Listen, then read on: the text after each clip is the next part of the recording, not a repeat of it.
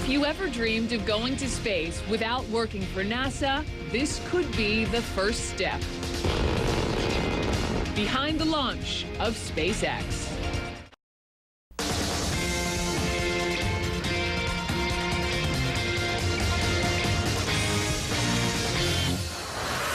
Mark this day, private industry has now officially entered the final frontier. The Falcon 9 rocket is right this moment traveling through space. Final destination, the International Space Station, and this is huge because this is the first commercial mission to the ISS. The launch this morning was flawless. 2, 1, 0. Liftoff of Falcon 9. Falcon 9 is clear. Now, keep in mind that the U.S. has to rely right now on Russian space teams to send astronauts up to the ISS and also cargo. Remember, that's one of the results of shutting down the space shuttle program that happened last summer. So now the private company, SpaceX, they're going to do the work. That is, if all goes well as planned. And we're paying a lot for it to make it happen. So far, SpaceX has received more than $380 million from NASA. And NASA's head, his chief administrator, says today is not just a day really for private industry, but he says also for American independence. The United States will once again be in the lead. We'll be providing our own vehicles to take our own astronauts and cargo to the International Space Station. It's fine to rely on partners, but that's not where the greatest nation in the world wants to be. We want to be taking astronauts and cargo on our own vehicles. Today was a huge day in the step to getting there. So that was NASA's perspective. Let's get SpaceX here. Lawrence Williams, former Vice President of Strategic Relations for SpaceX. Lawrence, good to see you. Welcome. We just heard how huge this is for really independence, and ultimately, I know I talked to Charlie Bolden recently, and he's hoping, NASA can think, further out, as in like a rocket launch to Mars, and in the meantime, SpaceX can perhaps end up ferrying astronauts. But today, this morning, seeing this rocket go up, what was that like for you? Why is this so significant for SpaceX?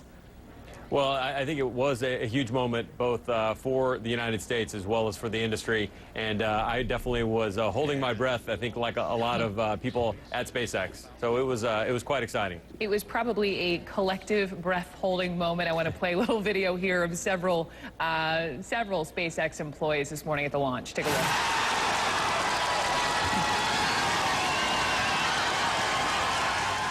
So after holding the breath, the cheers came, obviously, once that rocket launch was successful. Here's my question, because I was down covering the Atlantis launch, the final STS-135 last summer, and I talked to a lot of tearful, NASA employees, because a lot of folks along the Space Coast, Lawrence, were frustrated they were losing jobs. I'm just curious how many of those employees are absorbed by private enterprise like SpaceX?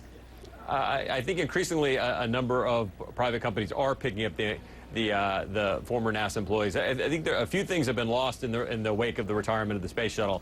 First of all, the impression that the administration and that NASA was getting out of the space transportation business, I think, is incorrect. Right. And secondly, that it was the private sector really wasn't heavily involved to begin with, as it was with the space shuttle. So it is a transition. I think it's an exciting time. I think we stand on the verge of opening up space for a lot of new enterprises. Since I've left SpaceX, I've been working with a number of companies that are being enabled by the lower cost access to space that SpaceX is enabling. So I really think it is like the early days of the internet or the cellular telephone, and that we're going to, with lower cost access, we'll really see tremendous amount of job creation and new opportunities across the board. What about ultimately, though, in space, looking into the future, what will private enterprise be able to accomplish? I know SpaceX ultimately would like to be able to ferry astronauts to the ISS and not rely on the Russian Soyuz. What else?